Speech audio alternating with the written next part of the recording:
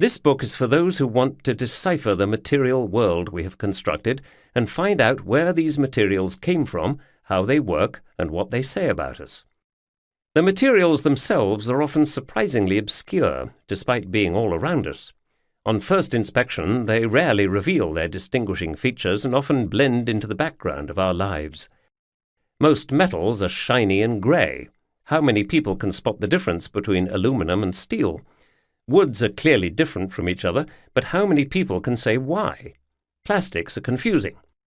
Who knows the difference between polythene and polypropylene? I have chosen as my starting point and inspiration for the contents of this book the photo of me on my roof. I have picked 10 materials found in that photo to tell the story of stuff. For each, I try to uncover the desire that brought it into being. I decode the materials science behind it. I marvel at our technological prowess in being able to make it, but most of all, I try to express why it matters.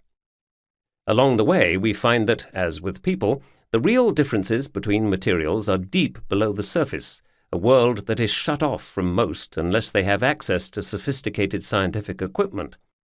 So to understand materiality, we must necessarily journey away from the human scale of experience into the inner space of materials. It is at this microscopic scale that we discover why some materials smell and others are odorless, why some materials can last for 1,000 years and others become yellow and crumble in the sun, how it is that some glass can be bulletproof while a wine glass shatters at the slightest provocation. The journey into this microscopic world reveals the science behind our food, our clothes, our gadgets, our jewelry, and, of course, our bodies. But while the physical scale of this world is much smaller, we will find that its time scale is often dramatically bigger. Take, for example, a piece of thread, which exists at the same scale as hair. Thread is a man-made structure at the limit of our eyesight that has allowed us to make ropes, blankets, carpets, and most importantly, clothes. Textiles are one of the earliest man-made materials. When we wear a pair of jeans or any other piece of clothing, we are wearing a miniature woven structure, the design of which is much older than Stonehenge. Clothes have kept us warm and protected for all of recorded history, as well as keeping us fashionable. But they are high-tech too.